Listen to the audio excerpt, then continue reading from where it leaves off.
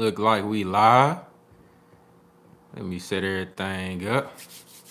Contender Regime Boxing checking back in with y'all, man. What's good? What's happening, man? First live of the new year. You dig what I'm saying? First Merlot Friday of the new year. You feel me? It's going down.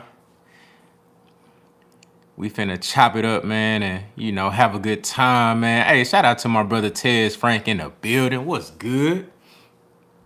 Shout out to my brother D Luckett in the building. What's happening? You know what I'm saying? Hope y'all boys doing well, man. We gonna chop it up real good on this cool crisp Friday, man, out here in Dallas, Texas. It's cold as hell, man. I ain't gonna lie to you. The weather's so up and down, but it's cold as hell right now.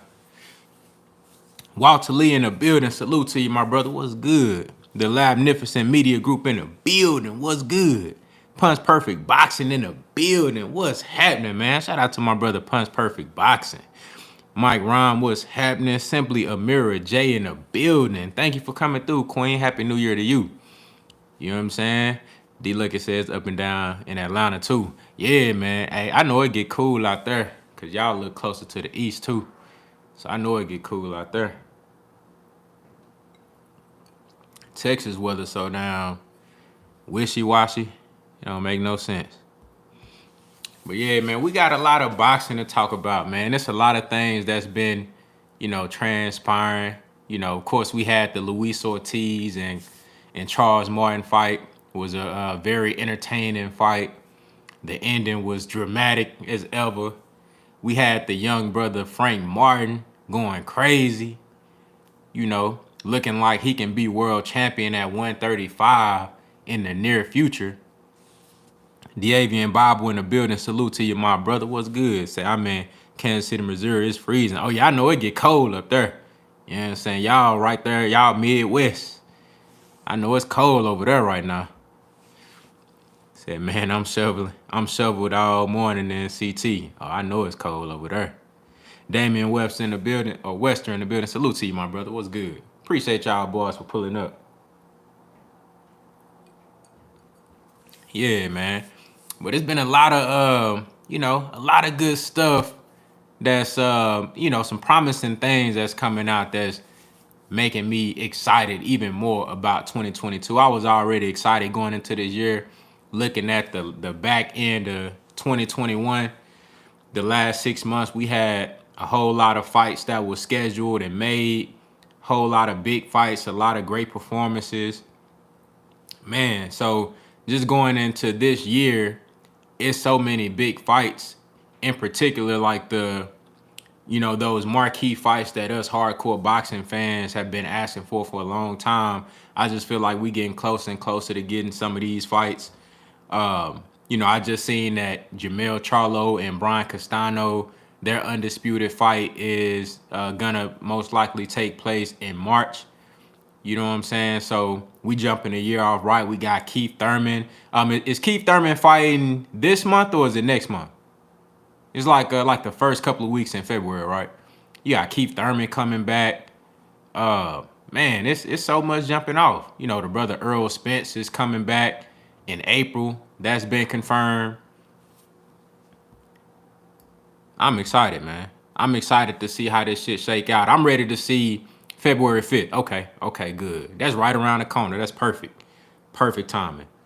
I'm ready to see what Keith Thurman look like. I'm excited to see Shakur Stevenson back in the ring. I know he's been gearing up.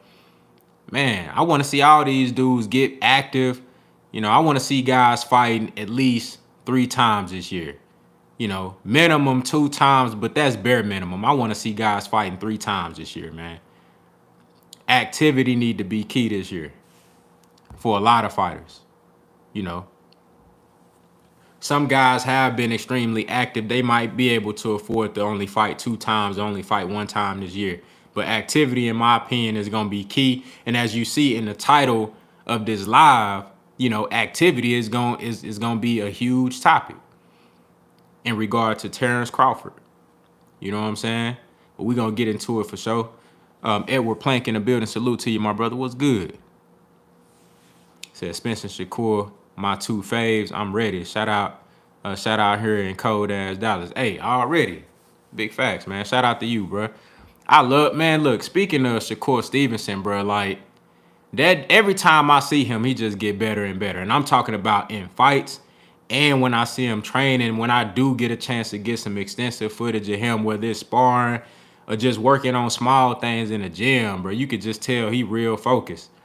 And he pay attention to the small details. Shakur Stevenson is gonna be great, you know. And when you look at it, he haven't had the best level of competition. He's fought some decent guys, but he haven't had the best level of competition, and that's not his fault. But he's already a 2-division champion at age 24. You know what I'm saying? And you look at how polished he is already at this young age. And he can only continue to grow and get better from there. Says Shakur will mop the floor with Lomachenko. I agree. I think it'll be a difficult fight in certain points of that fight. I don't think it'll be easy, but ultimately I do see Shakur Stevenson being dominant versus Lomachenko. That's a good fight. I think stylistically that fight is it could present some issues for Shakur just because of how good Loma is with crash in the pocket. You know, I think he'll get at some points in that fight he'll get Shakur off that lean back and pivot defense and kind of make him do some different things. But that'll be a hell of a fight to watch. That's one of the fights that I really want to see. Even though, you know, I want to see Shakur get his shot at Valdez above anything. There's other fights at that division or in or around that division that I look at as better fights, fights that'll probably be more entertaining or more pleasing to the fans, like Shakur versus Colbert, Shakur versus Lomachenko, you know, Shakur versus Tank Davis in and around 130, but Shakur versus Gary Russell Jr., great fight, but I want to see him get his shot at Valdez, bro. That shit is long overdue. And I'm just tired of Valdez, you know, squeaking through the cracks and shit without really having to go after that smoke. So, you know, but I would love to see Shakur in any of those fights. And I would actually favor him out of all the guys that I just named. I would favor Shakur Stevenson out of all of them. You know what I'm saying? Not Tank Davis. Tank Davis, I put Tank above, you know, Devin Haney, Shakur right now. But I think ultimately Shakur is probably the most polished guy out of all of them.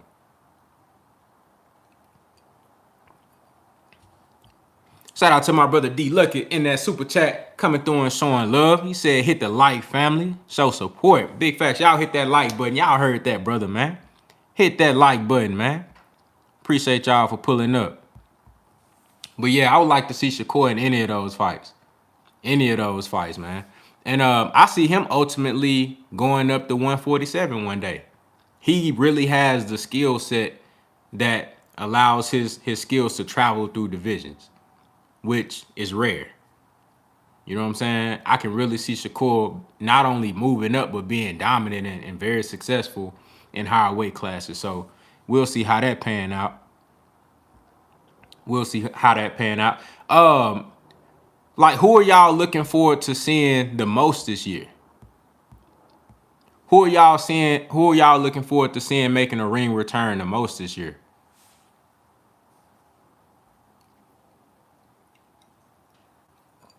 I seen Big Baby Jared Anderson. He won Prospect of the Year with Boxing Scene.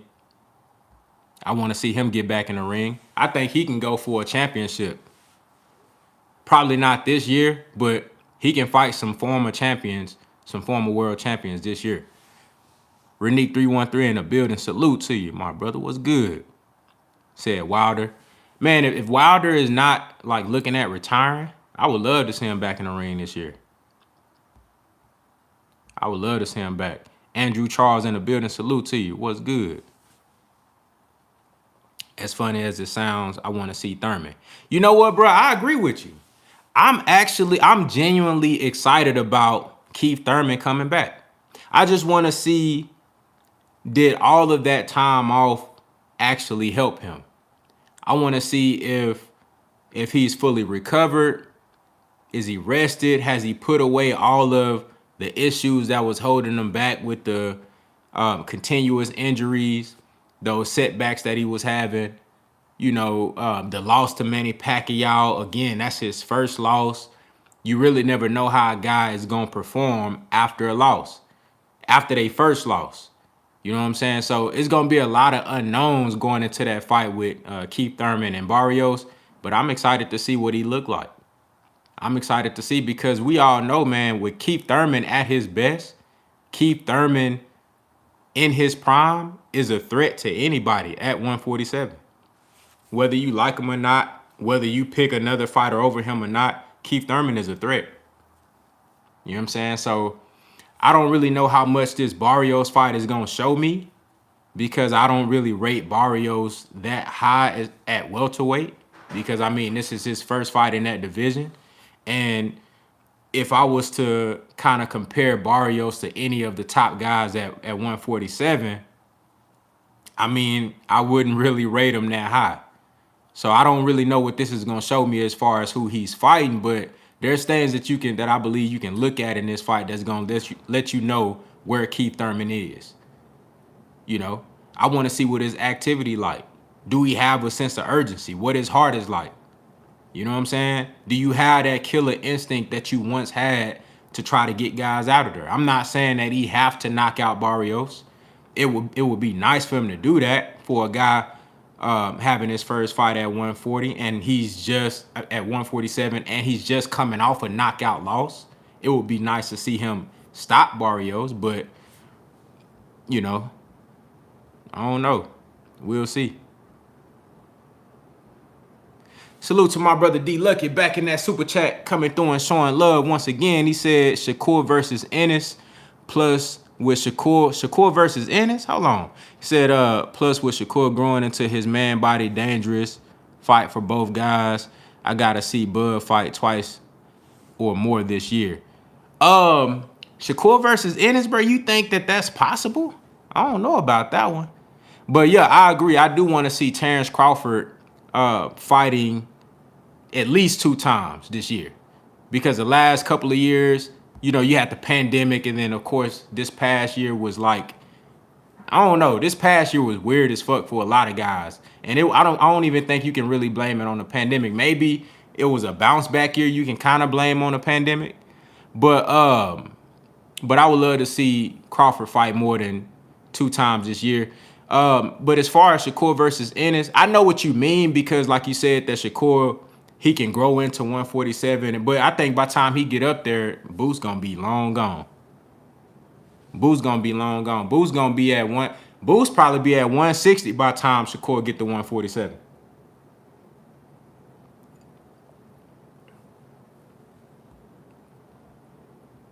It could be one of those. Now, if you look at it like this, it could be one of those matchups where both guys are on like superstar level, and Shakur is maybe at 147, Boots is at 160, and they like, fuck it. The fans demanding this fight. We both undefeated. We both number 1, number 2 pound for pound. Let's do a catch weight or something. That's the only way I can see that fight happening. It's possible, you know what I'm saying? But I think by the time Shakur get up there to welterweight, Boo's gonna be long gone. You know what I'm saying? Maurice Bridges in the building. Salute. What's good? But stylistically, though, I mean, shit, that'll be something that's that'll be one for the ages. Skillfully, I mean, you probably won't see 2 more skillful guys in the ring than Shakur and Boots if you're just looking at pure skills. Cinco Trey in the building. Salute to you. What's good? Somebody said they want to see AB. I wouldn't mind seeing AB come back, but y'all know I already told y'all the game plan that I have for AB. In my mind, what I think would work best for him. You know what I'm saying? I want to, if AB gonna come back, I want to see AB come back and fight 2, 3, maybe 4 tune-up guys. And when I say tune-up, I'm talking about he need to go to Mexico and just pull some unknown fighters, or go to one of these gyms, just pull some random guys out of nowhere, get in there, look fantastic. I just want to see, I want to see him get that confidence back. Once I see that, then I'll be like, okay, now let's put him in there with somebody that's about something. But I really don't want to see AB come back and fight nobody that's good. I ain't gonna lie to you. Said I want to see Andre. Yeah, I'm definitely looking forward to seeing Demetrius Andrade. After that last performance, I think Andrade is he probably on a mean streak right now and feeling like he have something to prove. And I want to see him get a shot. I want to see Andrade versus Charlo. That's a great fight. That's the fight that we all want to see at 160. If both guys moving up to 168, great. I just seen that Jamal Charlo posted on his Instagram, biggest super middleweight. You dig what I'm saying? So that leads me to believe that he's looking at going up to 168 this year. And it's only fitting when you think about the fact that salute to the brother Mr. Munt, the OG in the building, was good. When you think about the fact that that Jermell Charlo is fighting for Undisputed, if he wins, I would expect him to go up to 160. It's perfect timing for Jamal Charlo to move up to 168. Salute to the OG Mr. Munt in a super chat coming through and showing love, man. Appreciate you for pulling up. He said, I don't care for Key. Said, I like to talk about his weaknesses, his weakness to the body, but he has never been stopped to the body or otherwise. Whenever he get hurt, he still survive. That's big facts. And that's something that you got to give him credit for that. Salute to the brother Knockout Boxing 86 TV in the building. Hey, Happy New Year to you too, my brother. What's good? Appreciate you for pulling up. You know what? That's one thing that you have to give Keith Thurman credit for as well. His ability to survive. Even though he has shown that he's been hurt multiple times, he went into survival mode. But, the same thing that I said about Devin Haney, when Devin Haney got hurt versus Linares, it's a skill to know what to do when you hurt. It's a skill to know how to survive. You know what I'm saying? And then not only know how to survive, but know how to make it still look like you somewhat in control. You dig what I'm saying? Hurt bad. Yeah, hurt bad. That's a skill. Because everybody can't do that. Most of these fighters don't know what to do when they get hurt. They lose their composure, or they just get nervous and start swinging all wild, thinking that, oh, because I'm hurt, I have the way for me to survive this is to expend heavy offense to make you believe that I'm still a threat. Nah, you need to make sure you can still stay on your feet. You know what I'm saying? And make sure that you don't punch yourself out, your stamina is good, and your equilibrium has gotten back on track. Those are the important things. And then while you doing that, you still got to make it look like you in control, because the judge is looking at that too. If it does end up going to the cards, that's important. That's a skill. That's a skill. So you gotta salute Keith Thurman for being able to survive. I thought he was gonna be out of there versus Luis Collazo, but he ended up stopping Collazo. Well, Collazo quit on his stool, but he stopped him. Versus Manny Pacquiao, of course he lost that fight, but shit, I thought he ended those last. He got hurt in the 8th round to the body. I don't really think he was hurt from that shot that Pac landed in the 1st round, but that body shot from Pac-Man in the 8th, he was hurt bad. But I thought he finished that fight real good. Those last 3 or 4 rounds, I thought Keith Thurman, he looked real good versus Manny Pacquiao. He actually started to do the things that I thought that he should have did throughout the whole fight. Being more patient and boxing instead of trying to fight Manny Pacquiao fight. You know what I'm saying? And he was being first, He was being patient, but he was being first in those last few rounds. So if you really think about it, every time you seen Keith Thurman get hurt, he turned it around and showed you either an adjustment or he did something that allowed him to get back into position and still look like he was in control of the fight. Crown Me King in the building, salute. Said Bud versus Thurman. Only thing makes sense right now, he can sit around and wait a few months. Hey, that's going to be interesting to see, number one, how Keith Thurman performed in this fight versus Barrios, and then also how quick he's willing to get back into the ring.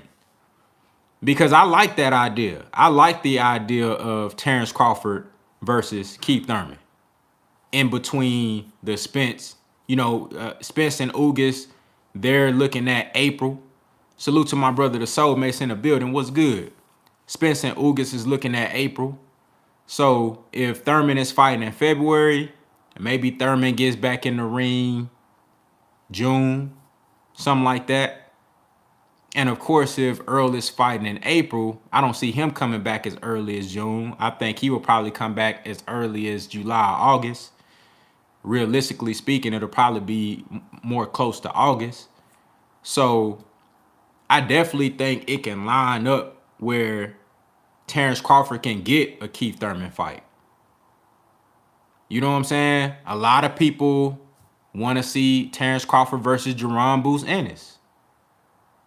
I don't see Jerome Boots Ennis with a fight right now. Now, in my opinion, that fight is very high risk, low reward for Terrence Crawford. So if I'm Terrence Crawford, I'm like, unless he becomes my mandatory, I'm chilling on that. You know what I'm saying? Just me speaking from the perspective of Terrence Crawford. Unless they like put me in a position where I have to fight Jerome Ennis right now, I would rather fight Keith Thurman. Just to be real with you. You know what I'm saying? Salute to the brother Maurice Bridges in the super chat coming through and showing love. He said, what fight you watching in the background, bro? Oh, yeah, that's that Earl Spence and Kell Brook fight. Yeah, Earl Spence and Kell Brook. You know what I'm saying? Sometimes I go back and watch that fight. I go back and watch a lot of fights. Said Bud versus Keith is a good fight. Yeah, that's a hell of a fight. Especially if Keith looked good versus Barrios. And he just looked like all I'm looking for from Keith is the energy and the attitude. I'm just looking for the energy, the attitude. I want to see the aggressiveness. I want to see that Keith Thurman, that one-time Keith Thurman back. That's what I want to see. I just want to see that energy. You know what I'm saying? If he come back with that energy versus Barrios, that will make me excited to see Terrence Crawford and Keith Thurman. Now, I think that's a dangerous fight for Terrence Crawford. You know what I'm saying? I would favor Terrence Crawford to win that fight, but I think that's a dangerous fight.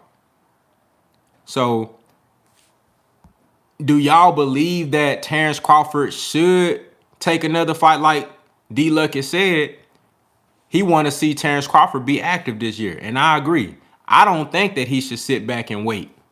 You know what I'm saying? But a lot of people have been telling me, hey, man, Terrence Crawford should just sit back and wait on Earl Spence and UGAS.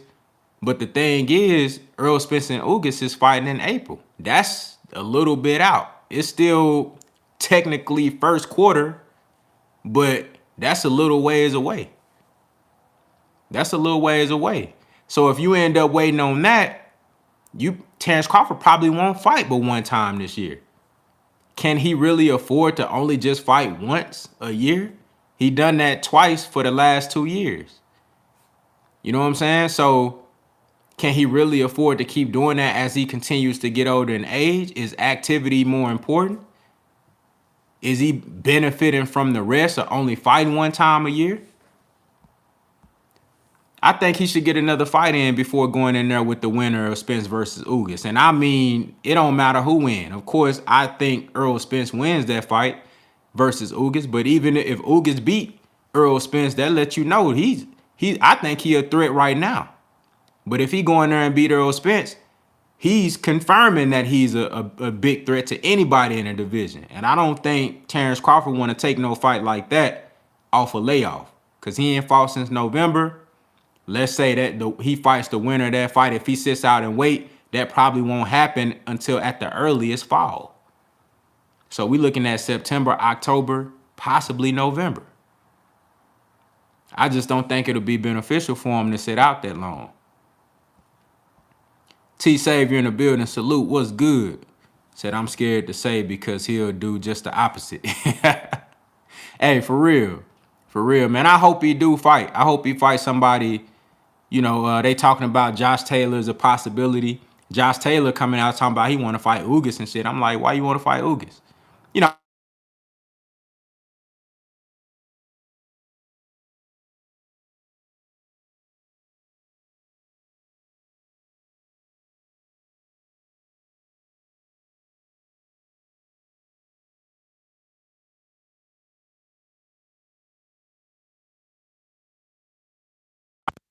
Alfonso Morris in the building. What's good? Which appreciate y'all boys for pulling up. Dave's case all day in the building. What's good? Said Bud wouldn't fight that version of Kell Brook. Now that version of Kell Brook was different. I think Bud would have fought him, but it would have been a different fight. You said no sound. Oh, it was a call coming through, so maybe that's what took it out.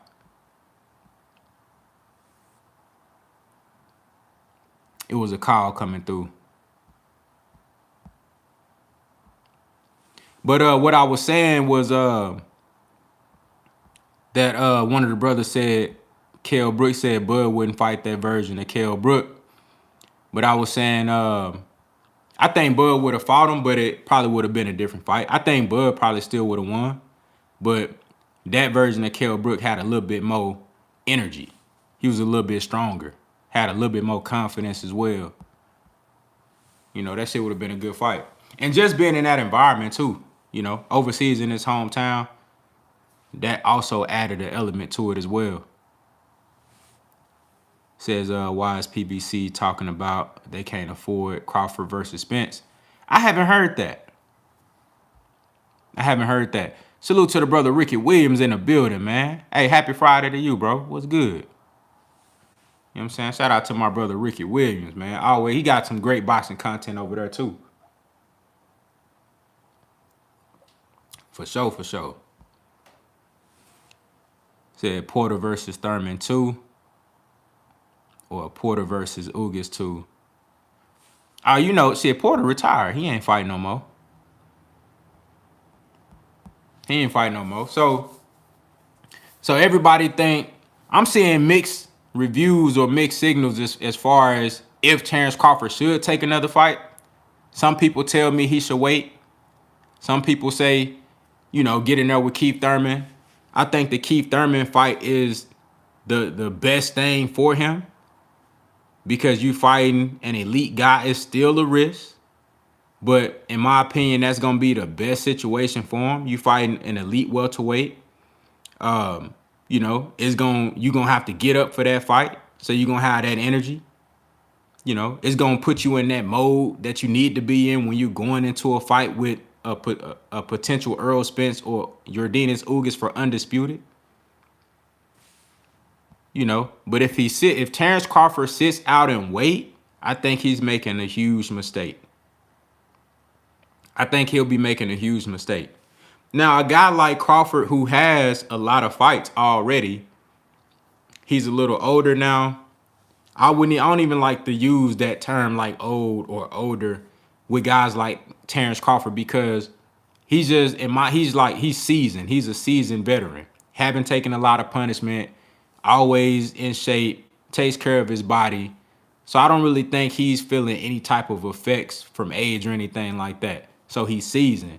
But what I'm getting at is that he's been doing this shit so long, he might not have to have a lot of fights, you know, at this point in his career. It might be beneficial for him to just fight once at this point in his career. And maybe that rest off will actually do him good as opposed to having him rusty, having his timing and shit off. You know what I'm saying? So I don't know. It can go both ways. But I would love to see Terence Crawford stay active going into a fight with an Errol Spence or your Yordenis Ugas. Because I think that fight is going to be tough. Even if it's Ugas, I think that fight will be tough. Wise Hudson in the building. Salute to you, my brother. What's good? Derek Davis in the building. What's good? Said Top Rank said that, not PBC. Yeah, I haven't heard PBC say that. You know what I'm saying? But I mean, if y'all have like an article or something, I'll go check it out. You know, the money is definitely there. The money is definitely there. Because if you look at, I forget this, I think his name is Ade Oladipo from the UK. He does like interviews and commentary for DAZN, and he has a YouTube channel. he be talking some good boxing over there. I seen a video where he was doing like the numbers for a potential Errol Spence and Crawford fight, and just off the pay-per-view alone, if it does 400,000, the money is there. And then you still got to look at the gate. The money is definitely there. I don't think that's gonna be an issue at all. It's just a matter of actually putting that shit together. Joey Foster in the building. Salute. What's good? Now, if you're looking at it from Top Rank side, at that point in time, Bob Arum, he wasn't about that shit, because Bob Arum, he didn't want to make the fight to make the fight. He was trying to rob motherfuckers. Said it was a PBC podcast where they basically said they can't pay Bud what he wants, and while it's a big fight, people gonna steal it. Now that's true. That's true. I already had folks telling me that if they can watch the fight free, they ain't gonna buy it. And I'm talking about like these so-called boxing fans that be in the comments and shit like that. I had people like for real, motherfuckers telling me, man, why would I buy a fight if I could watch it for free? He said he didn't want it. Oh yeah, big facts. Bob Arum, he definitely did that. Bob Arum really just wanted to try to eat off Terrence Crawford plate. That's why he wanted 50-50 or nothing else. Because he just wanted to eat off Terrence Crawford plate. You dig what I'm saying? If he would have let Crawford take the real percentage that he worth, then Bob Arum wouldn't have been able to scrape nothing off the top. That's why he wanted the 50-50. But I think the money is there. They just gonna have to get behind the scenes and make that shit happen. It's there. It's definitely there. But that's true what you said, Ricky Williams. It's a lot of people, man, that's, and not just, it's going to be a lot of casuals that's going to be still in that fight too. Whole lot of motherfuckers going to stream. But see, a fight like that, I wish it was a way where they can make it to where you couldn't stream that shit. You know what I'm saying? I wish there was a way where they can make it to where motherfuckers gotta buy that shit. You feel me? It gotta be a way. Salute to the brother Jay Cooley in the building. What's good? You know what I'm saying? Shout out to the brother Jay Cooley. I wish there was a way where they can make it to where motherfuckers have to purchase the event in order to watch it. Because a fight like that, bruh, you just how can you even feel right stealing that shit? You know what I'm saying? That's crazy. Especially if the undercard code too. That's crazy.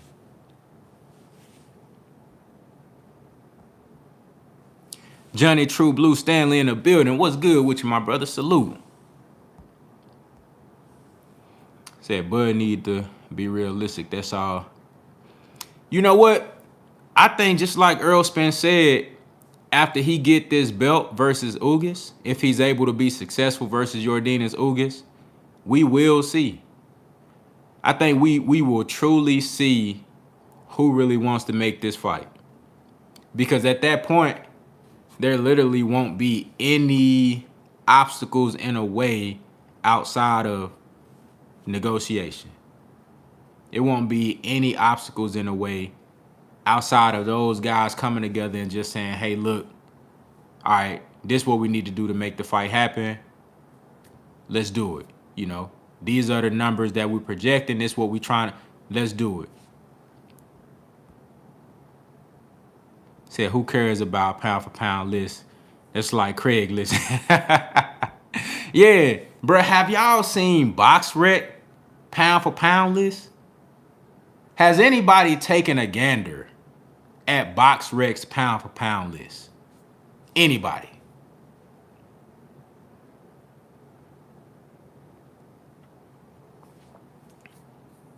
That shit terrible.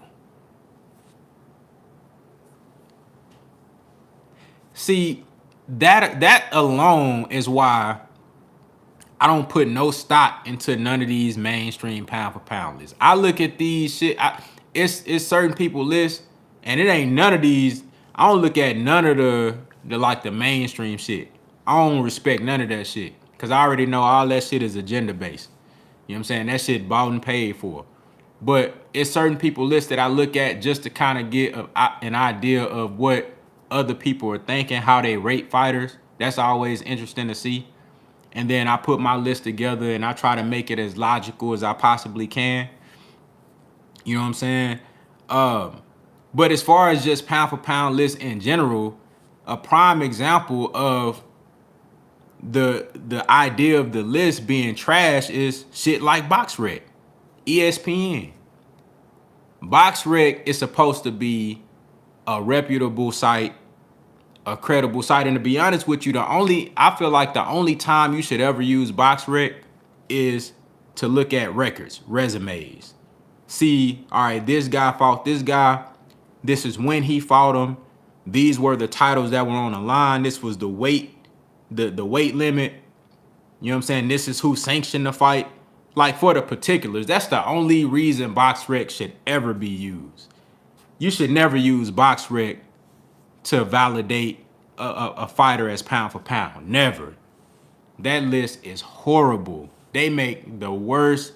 Bro, I'm telling you, dog. Like sometimes I stopped looking at that shit a long time ago. But I be having people send me like BoxRec pound for pound list like, look at this, look who on here. I'm like, seriously, bro? Like that's literally, that shit is disgusting. It's disgusting.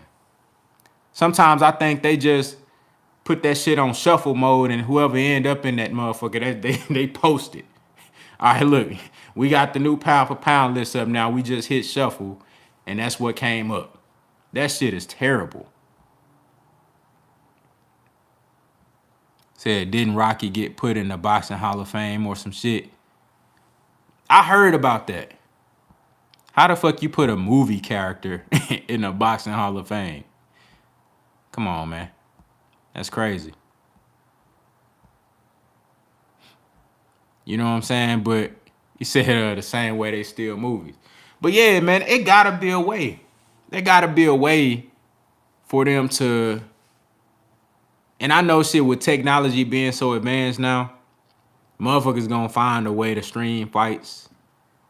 But man, I think it just sucks that, you know, a lot of these guys are missing out on the numbers that they missing out on. Like, look at Wilder and Fury. Ain't no way that all three of those Wilder and Fury fights shouldn't have did 1 million pay-per-views. Each and every one of those Wilder and Fury fights all should have did 1 million pay-per-views. All of them. 3PH movement in the 3PH the movement in the building. Salute to you, my brother. Appreciate you for pulling up. All of the Wilder versus Fury pay-per-views should have did 1 million pay-per-view buys. Nothing less than that. All classic heavyweight matches. But then when you go back and look at the streams, because they do have record of the illegal streams. And it's an astronomical number of the illegal streams on those 3 fights. It's crazy. Think about all the money they missed out on. Think about like possible pay-per-view records and shit like that. So if you're doing 1 million pay-per-view buys in this market today, that tells me, that don't mean that you actually put on the best fight. It don't tell me that you was the most skilled guy. All that tells me is that you had some sort of a gimmick, or you had some sort of a niche to get the people to buy in when they really didn't have to. You know what I'm saying? Like Jake Paul, he did 1 million with actually, I know Mike Tyson and Roy Jones, they did over 1 mil. You feel me? Floyd Mayweather did 1 mil with Logan Paul. But nobody's really doing 1 million like today in the last 2 to 3 years off of just straight boxing. Nobody's doing it.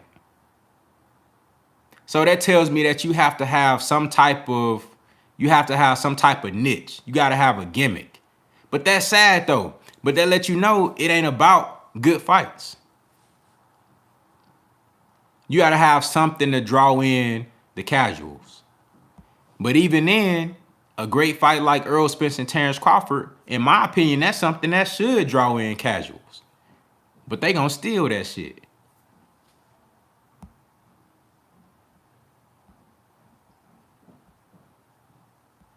Said fights are expensive. They should lower the price point. Hey, Jay Einstein, I totally agree with you on that, bro. I totally agree with you on that. Pull counter boxing in the building. Salute to you, my brother. Hey, Jay Einstein, I agree with you 100%. The fights are too expensive. They should definitely lower the price points. I agree with you 100%. I think those fights should be like between like the big fights. Cause you already gonna hit motherfuckers over the head to actually go to the event in person. So I think pay-per-view, you gotta kind of adjust to the climate. I think pay-per-views, the big ones should be like 50, like $49.99. You dig? And then like this Keith Thurman shit that they putting on, I already told y'all what I think about that. $5.99. You know, I pay $9.99. You know what I'm saying? Like the fights that shouldn't be on pay-per-view, but you only put it on pay-per-view so you can make money. That shit need to be like $10, bro. Just being real with you. If you know this fight don't have no business being on pay-per-view, that shit need to be cheap. You gonna get more buys. Your numbers gonna look better. And you might make a little bit more money. You know, depending on how many people buy. Mike Biggs boxing in the building. Salute to you, my brother. What's good? Grindworks Entertainment in the building. What's happening? Ken Hooks in the building. Salute to you, my brother. I appreciate it. Shout out to Kansas City. Salute to the brother D Lucky back in that super chat, coming through and showing love. He said possibly if we invest in boxing, boxing wouldn't be so cheap with not giving us the fights we want when we want them. I agree with you, bro. You know, but I think we do invest in boxing, but I think boxing, the sport of boxing as a whole, and it's hard without having one head of all this shit, with everybody doing their own thing. It's hard to really get on the same page, but I think they gonna have to invest in the fans. And what I mean by that is just what Jay Einstein said. They need to invest in the fans and lower those pay-per-view numbers, lower those pay-per-view prices. You know what I'm saying? Like, make them, you got to get with the market. And even then, you still going to have illegal streams. You still going to have illegal streams. So I'm not saying that that's going to be a surefire way to change everything, but I think that'll get everything going in the right direction. Lower those numbers.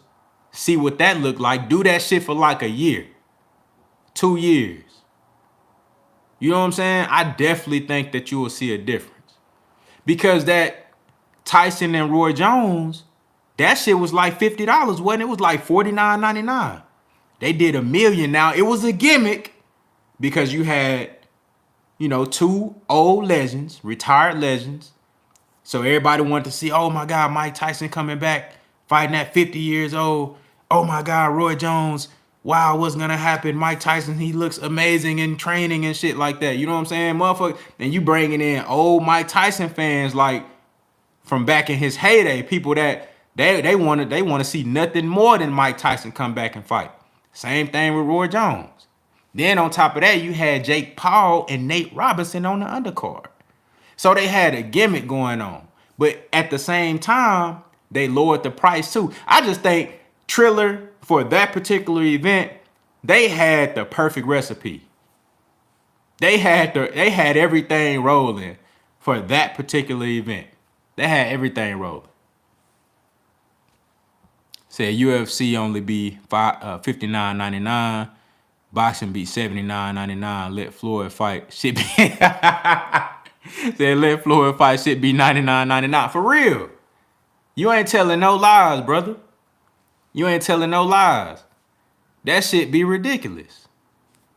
That shit be ridiculous, man. And like I said, look, I don't mind if it's a fight that I really want to see. I don't mind paying what they charging now.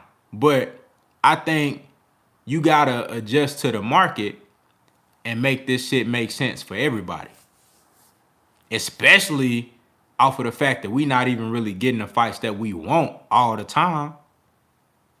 You know, I think they need, but it's hard to do that though when everybody's doing their own thing. You got this network, this promotional company, like they all making their own rules up as they go. You know what I'm saying? So it's hard to kind of get on the common ground. And that's why you'll continue to see so much up and down activity in boxing, in the fight aspect of it, and then also on the business side. Well, you're gonna see everything just continue to be up and down, up and down, up and down. Jay Smith in the building, salute. What's good? Put up billboards in the city for better promotion. I like that too. I like that too. But I'm telling y'all, bro, they need to have some of us in the front office. They need to have some of us in the front office, dog. I'm telling you. You know? But see, if we, Jay Reed in the building, salute, what's good? You ain't no cop, Jay Reed. What's good? Hey, if there was a commissioner in boxing, it'll be easier to get with fans or get with like actual supporters and consumers of the sport and really see like, all right, what's missing? Like what we really missing? You know what I'm saying? But you can't get everybody together because everybody doing their own thing.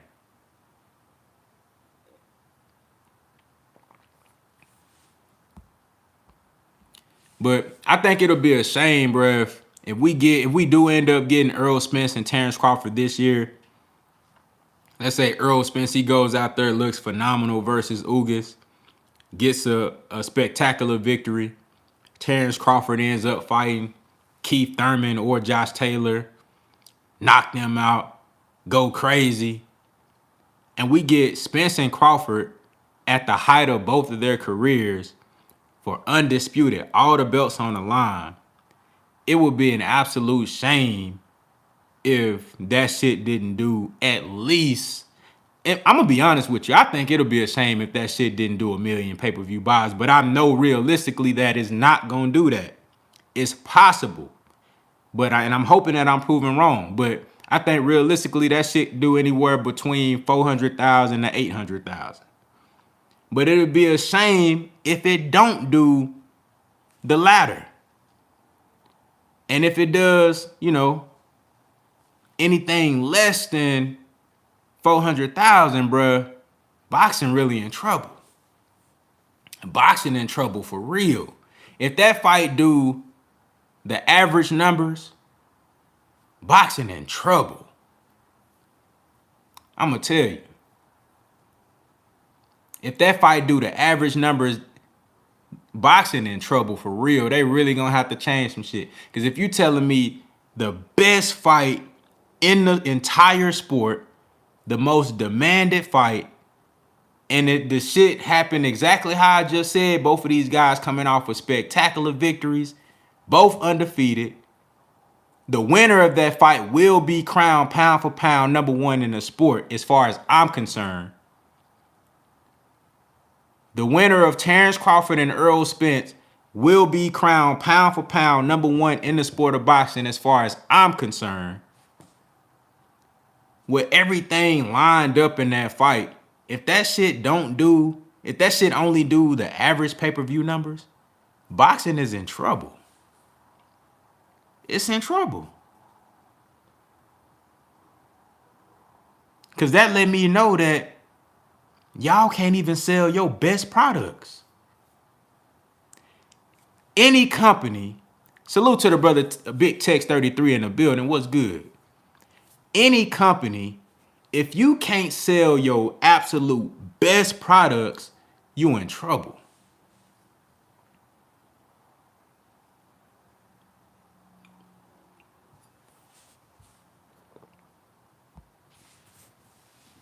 You in trouble.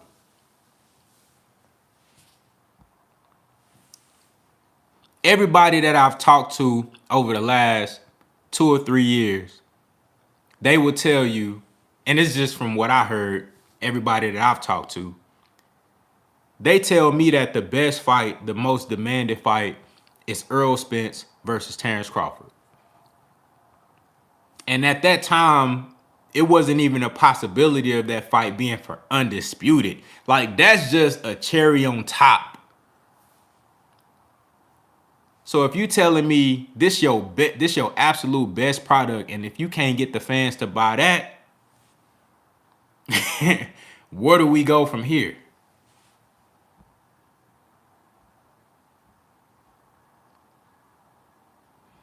Said unless it's promoted wrong, then it's on a promotion. Yeah, promotion is a huge thing too. That, and I think you know, there's a lot of different like strategies that these promotional outlets and fighters, I'm not even just blaming this shit on the promotional outlets. These fighters too. It's on those guys as well. It's on the big wigs and the higher ups. But some of these fighters too, they don't even realize like the shit that they can tap into. They don't even realize it. They don't even understand some of the shit that they can do to get their name out there. A lot of these fighters don't even think about that shit. All they thinking about, training camp, show up to the fight, win, get a bag. That's it. They don't even think about like the brand. You know what I'm saying? They don't think about their entrance, their ring entrance. You know, they don't think about how they conduct themselves in certain interviews and shit. When a certain light is shined on them. Ancestral rage in the building, salute. They don't think about, damn, if I can get on this particular sports show, you know, or if I can link up with this sports team or this artist. Like, damn, I don't think a lot of these fighters really think that far. A lot of it is on the promotional companies, but some of these fighters really can do a way better job at promoting themselves and putting themselves in position. The same shit Jake Paul doing right now, the same shit that he been doing, like before he actually got into boxing, there's literally nothing stopping these fighters from creating their own following. There's nothing stopping these fighters from creating a platform for themselves or creating relationships and connections to put themselves in the spotlight. There's nothing stopping them. But they don't look that far. They only look at training camp, show up to the fight, win, and get a bag. That's it. That's all they think about. Salute to the brother Jose Talavera in the building. What's good with you, my brother? Appreciate you for pulling up. 410 Boxing Fanatic in the building. What's good?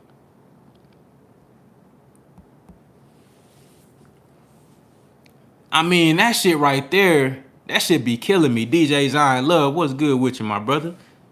Stephen Panfield in the building. What's good? Said a lot of these boxers have zero personality, though, to be honest. That's facts. But see, that's something, man, like, you can't really use that as an excuse no more. Not talking about you, I'm talking about these fighters. They can't just sit back and say, and just be like, oh, that ain't me. You know, I don't wanna talk and shit like that. And you don't have to talk. Like, that's the thing. You don't even have to talk shit. It's just a certain way you can carry yourself. It's certain connections and avenues that you have access to, but you just not using. You know what I'm saying? It's so many things that these fighters can do to put themselves in a bigger spotlight. And it would help if they had a great promotional team behind them that's helping them, like setting them up and putting them in position. But obviously they don't have that because, you know, Top Rank wasn't really doing that. I don't think PBC does a hell of a great job to promote these guys. I don't think the Zone does a hell of a job. You know, I think a lot of these promotional outfits can do way better. Matchroom, whoever you want to name, Golden Boy. I don't know who the hell Golden Boy promoting to. Virgil Ortiz is from here. Virgil Ortiz is from here. I don't be hearing or seeing shit about Virgil Ortiz around the city. Nothing. I don't know what the fuck Golden Boy doing. I don't know what Oscar De La Hoya doing. So all these people can be doing a way better job. And it ain't like they don't have the money. I just think their business model was fucked up. You know what I'm saying? The business model is fucked up. Said black fighters gotta show they ass to get attention. It's some racism in it too. Yeah, man. You know, but I think guys gotta get more creative. They gotta get more creative. You can't think about it like this. When you look at boxing, like look at the NFL or the NBA. We see these guys year round. We see these guys year round. They doing press conferences every night after a game. You see them in commercials. You got the NFL, you got the NFL app, you got the NBA app, and then you got the ESPN app. You got these guys, NFL have their own Instagram page. The NBA, you seeing highlights and like you seeing consistent images of these athletes all year round. They probably have an off season that's like 3 or 4 months. But with boxing, these guys fight once or twice a year. Now that alone, that's fucked up. You already just fighting once or twice a year. But then on top of that, when you're not fighting, nobody hears or sees anything about you. I think at that point, these fighters got to get more creative. You know, start up a YouTube channel. Get your website popping or something. Do vlogs or something. You know what I'm saying? The same way they do the 24/7 shit. Just like how Jermell Charlo got the ringside with the lines. More fighters should be doing shit like that. That's just a start. That ain't even like really taking it to the level that you can take it to. But what Jermell Charlo is doing with ringside with the lines, that's a start. Devin Haney got his shit going on the YouTube. You know, you see Canelo, he always have, a film crew following him and shit like that. Like, you gotta have shit like that going on as a fighter because these fans don't see you but once or twice a year. Motherfuckers be wondering like, now what's going on with so-and-so? And then you wondering why you can't sell no tickets or sell no pay-per-views. People don't even know when you fight.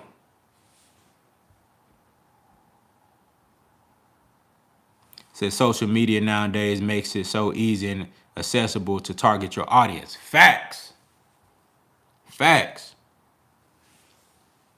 For the life of me, I just don't understand like how these dudes not taking advantage of that. Said boxers need to understand it's really a contest for attention. Everyone is into instant gratification.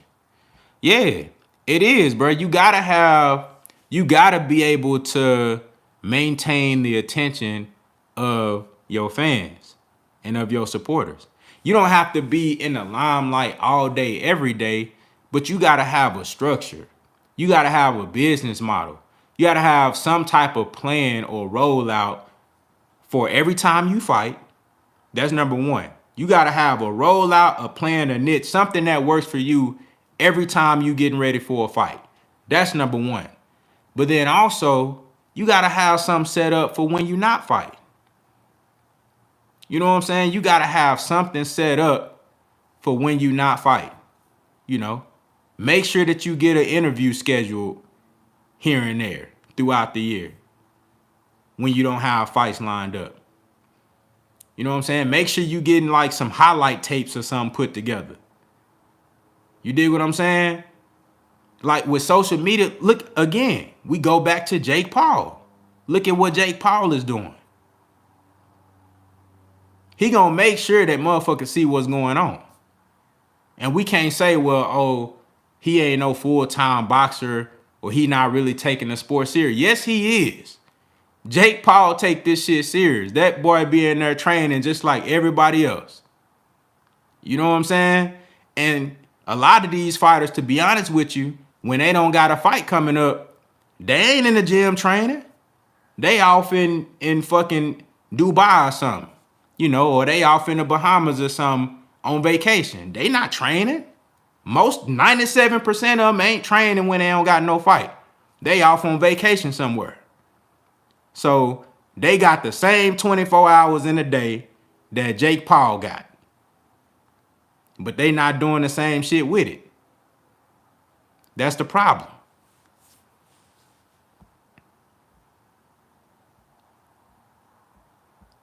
You know what I'm saying? A lot of people, I'm going to tell you like this. You know, motherfuckers was talking shit about Floyd like, oh, you know, Floyd in love with himself. Floyd, he just, you know, oh man, Floyd is full of himself because he got fight hype following him around everywhere. But little do you know, you seeing this shit every day on Fight Hype or every week or every month, however often you saw videos of Floyd, this man like really letting you see the process. You couldn't help, like Floyd wouldn't even have, Floyd was fighting 2 times a year, but I was seeing every month, I saw a video of Floyd on Fight Hype. And I was really in tune. I'm like, damn, let me see what's going on. Like he's showing us the crib, he's showing us the belts. He in the gym showing us different shit he work on. You know what I'm saying? Taking a motherfucker on riding expensive cars and shit. Like, he had a model. He had a business model. You can say he loved attention and all that, but that shit was selling though. That shit was selling. You know what I'm saying? That shit was selling. You gotta have Ray Leonard. Shout out to the brother Walter Lee. Said Ray Leonard had big charisma and personality equals endorsements.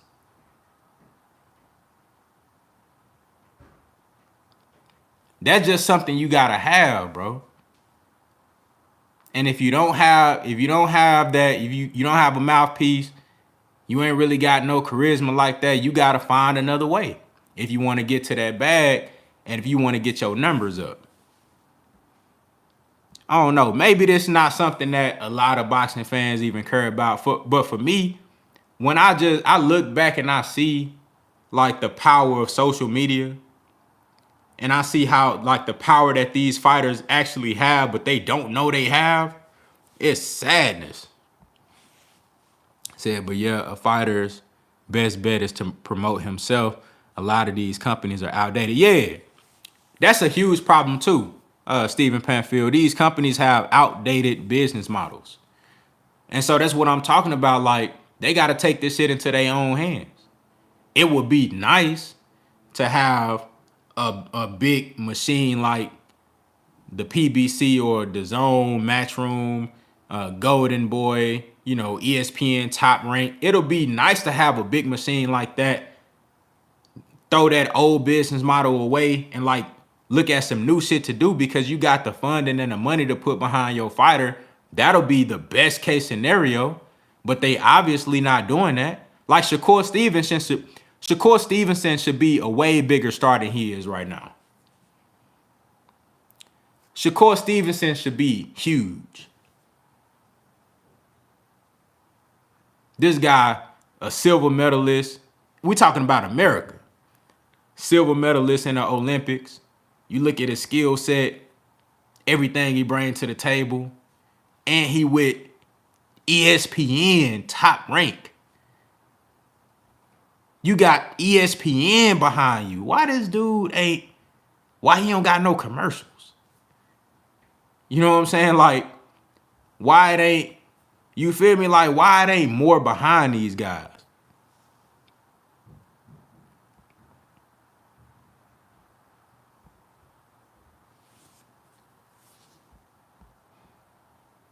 Said either these fighters. He said, shout out to the brother Mike Jones. He said either these fighters don't know, don't show, or don't care about what's going on in the hood. Hey, salute to the brother Slide Encounter in the building. What's happening? I think a Prince Hamed was out, he said was outright with his charisma, he would have got paid a lot. Yeah. Yeah, I wish he could have stayed around longer, man, and you know, and really was out here doing this thing. But shit, Prince Hamed, nah, he definitely had that charisma for sure. Said Adrian Broner was a comedian in press conference. He came out dancing to his fight, linked with rappers. Yeah. And I'm gonna be real with you. Shit, AB, his personality was bigger than his skills. That's how he made a whole lot of money. That's how he put himself on such a big platform. Now, if he could have matched the skills with that and the dedication to the sport, then he could have took that shit to a whole nother level. You know what I mean? Now, don't get it fucked up. You still got to show up on fight night. You still got to put the work in and you still got to be dedicated. But that's not an excuse. For you to say, well, I gotta be dedicated to the sport. I can't let my craft falter. That's not an excuse because like I just mentioned, these guys, when they don't have a fight coming up, these motherfuckers is not in the gym. Most of them, not 24/7. You got time to build your brand up. You got time. It just depends on if you want to take that extra step. Most of these fighters, they just sit back and wait on ESPN, or they just sit back and wait on Fox or Showtime. All I'm gonna do is just y'all give me the fight, y'all show me the contract. All right, look, this who I'm gonna fight. I'm gonna sign. I'm gonna go train, show up. That's it. I'm just gonna do the bare minimum. That's the mindset of these fighters. They don't be thinking about how can I take this shit to the next level. You know what I'm saying? They don't be thinking like that. How can I go to the next level with this shit?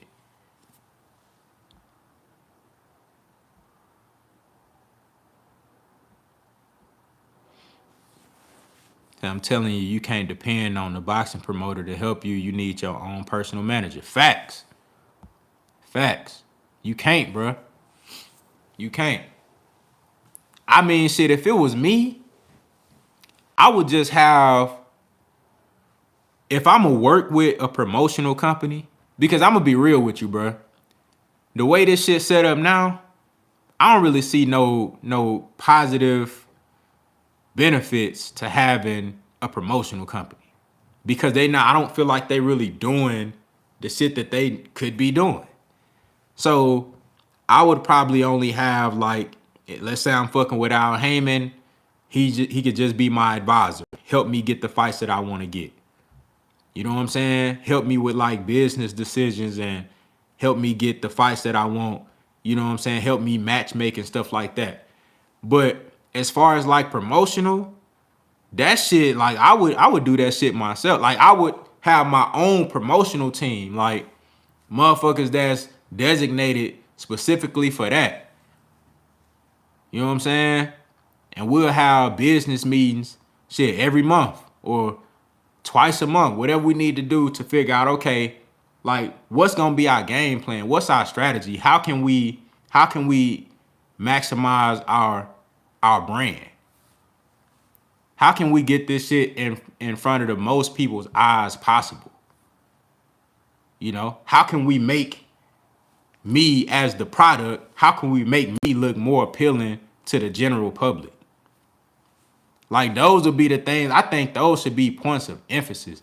And I just don't feel like for most of these fighters, that's not the case. They just do bare minimum.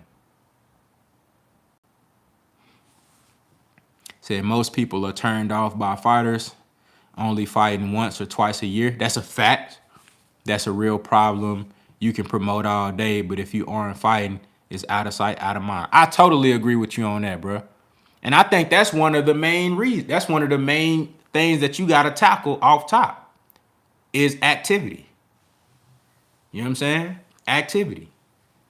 I think once you get to a certain level and you built your brand up to a certain level to where, all right, now I can fight twice a year, everybody, you know, and you got a game plan on, and a rollout for every time you fight, and they paying attention to see what you got going on when you're not fighting, it could work.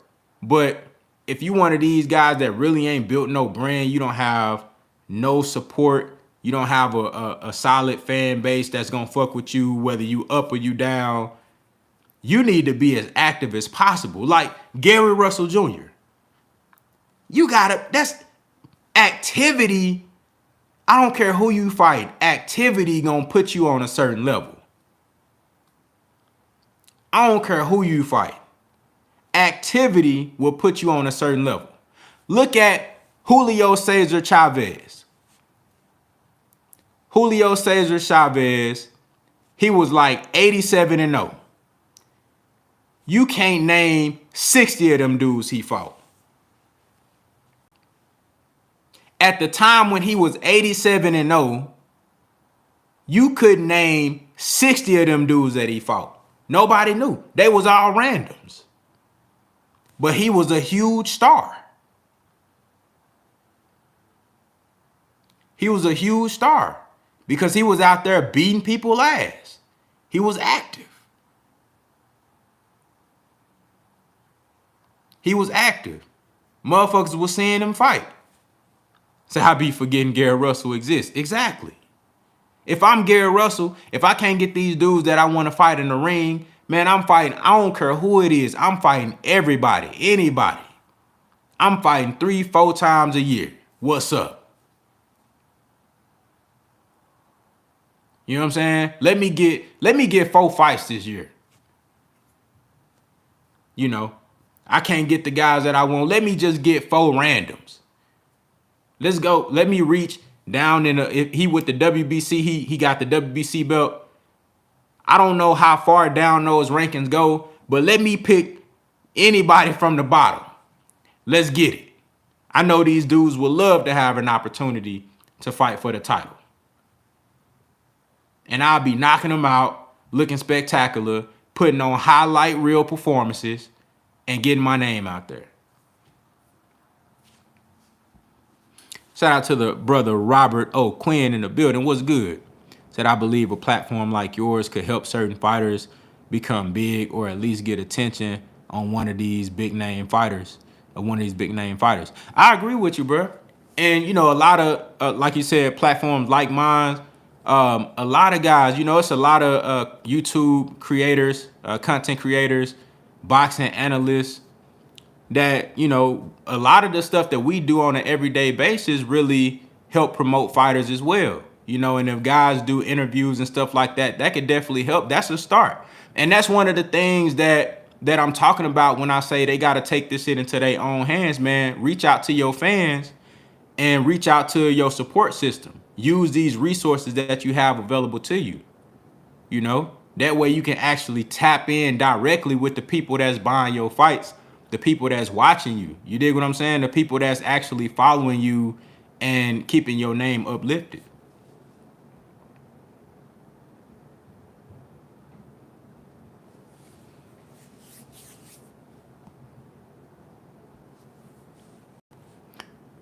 Said Ant Live said this era of boxing trash. I wouldn't say that because there's so much. We're not getting all the fights that we want. And I think one thing is also too that a lot of times there will be a few fights, a few marquee fights that we don't get right when we want them, and then that kind of overshadows all of the other shit that's happening. Like we had last year in 2021, how many undisputed fights did we have? We had like, what, 4 or 5 undisputed fights last year? And then we're about to have Jamel Charlo and Castano. about to fight for Undisputed again in March. You know what I'm saying? Like we'll get fights that are meaningful, but then it'll be those marquee fights, especially in this era, where we're like, damn, like this fight has been eluding us for years and we still haven't got it. So that'll make you think like, damn, we ain't getting none of the fights we want, when in all actuality, we are getting some fights that we really want to see. We're not getting all of them and not in a timely fashion, but we are getting some good fights, and it's fights that we genuinely want to see. So I wouldn't call this era of boxing trash, especially with the amount of talent that we have coming up in the sport right now. But I totally agree with you, man. It is a little bit too much strategic moving. You know, guys, you know, not really willing to step up and fight the best right away. So I get where you're coming from that. But I wouldn't totally say this era of boxing is trash if we're talking about just from the competitive standpoint, you know, because we are getting some really good fights. But on the flip side of that, it's still a lot of strategic maneuvering going on. You know, I'm still trying to figure out what George Kambosos is going to do. Remember when George Kambosos, like, right after he won the titles, you know, it seemed like everything was Gucci. It seemed like it just felt like he was going to be ready to go, like, directly to Devin Haney for Undisputed. It just felt like that. But then as he started to, like, get used to having those belts and he's sitting with the shit, and it's like, now he started telling Devin Haney, like, well, if you look spectacular versus Jojo Diaz, I might give you a fight. See, that's the shit right there that's really killing the sport. That's the shit right there that's killing the sport. You know what I'm saying? If you look spectacular, then we might be able to fight. Whole time, this is for Undisputed. All the belts on the line. It's a little bit too much of that going on. So I must agree there. Said it seemed with some fighters nowadays, once they reach a certain peak, they lose some of that hunger to prove. I agree with you. I see that time after time after time. Time after time after time. Compared to the golden eras of the 80s and early 90s, 2000 was real compared to this era of boxing. I agree with you, bro.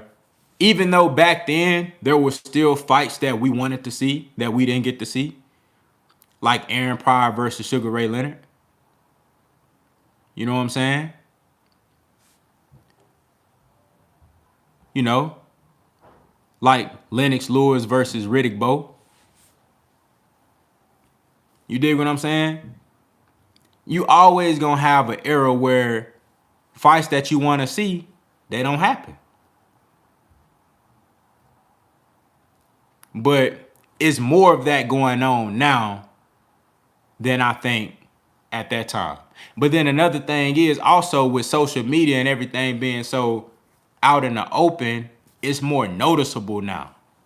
People actually get together and talk about this on a worldwide scale as opposed to the barbershop. You know what I'm saying? Or as opposed to at the post office, you know, at the grocery store. Everybody's talking about this shit on a worldwide scale now with the internet. You know what I'm saying? Terry Norris versus Felix Trinidad.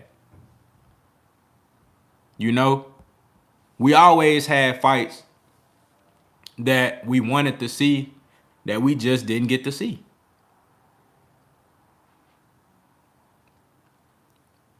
You know what I'm saying? But as long as there is no commissioner in the sport, it's always gonna be like that.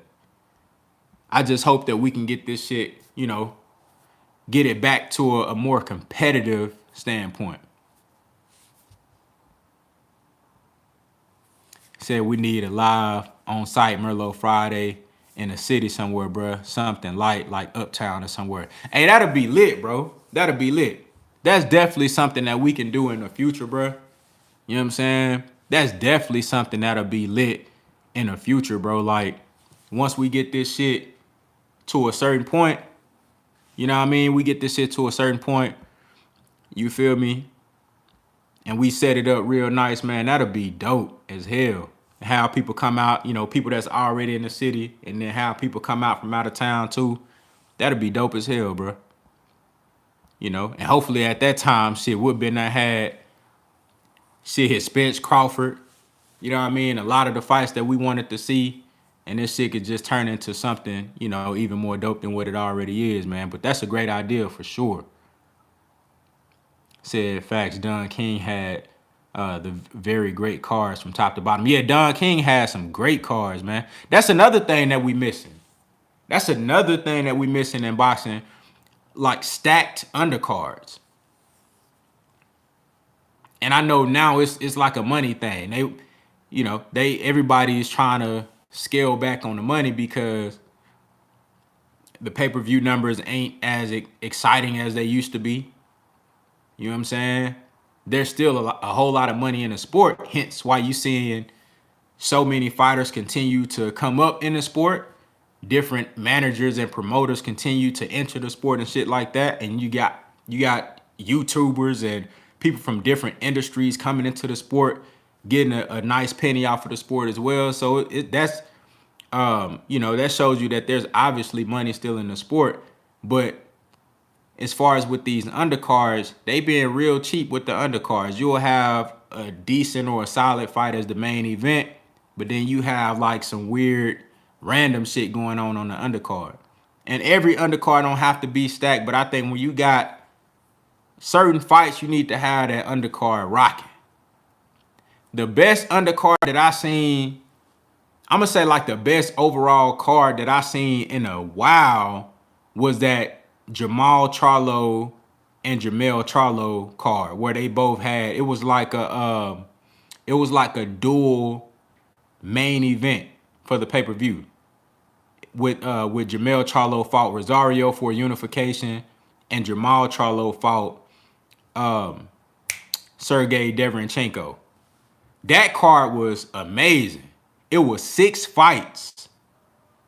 You know what I'm saying? It was 6 fights, and you had Jamal Charlo. He was the third fight he was the main event for his first 2 fights.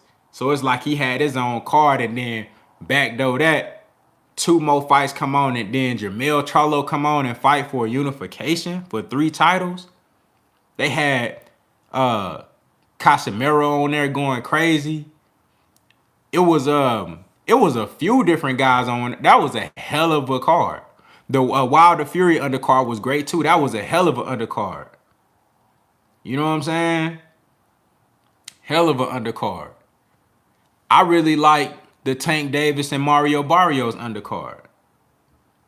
But the Charlo, the best card as a whole that I saw last year, that wasn't even last year, that was 2020.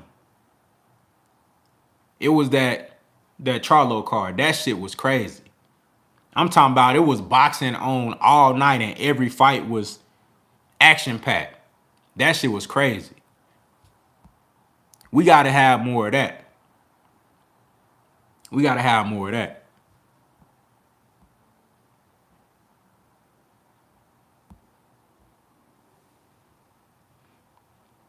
Said a lot of multiple title fights on one undercard. Yeah. We got to see more of that, man. We definitely got to see more of that. Well, look, man, I'm finna go ahead and get up out of here. You dig what I'm saying? I want to appreciate everybody for pulling up tonight. You know, everybody that super chatted, everybody in the regular chat. If you haven't hit the like button already, go ahead and hit that like button. I appreciate all y'all support. Enjoy talking this boxing with y'all. We gonna be back for sure. You know what I'm saying? We got a lot of boxing coming up this year. You know what I mean? And we gonna get back at it. Shit, I don't know if they have any fights coming on this weekend. I don't really know if they got anything happening this weekend, but we'll definitely be back Monday. You know what I'm saying? To chop it up. Hope y'all have a great night and a great weekend, man. Contender regime boxing. I'll holler at y'all boys, man.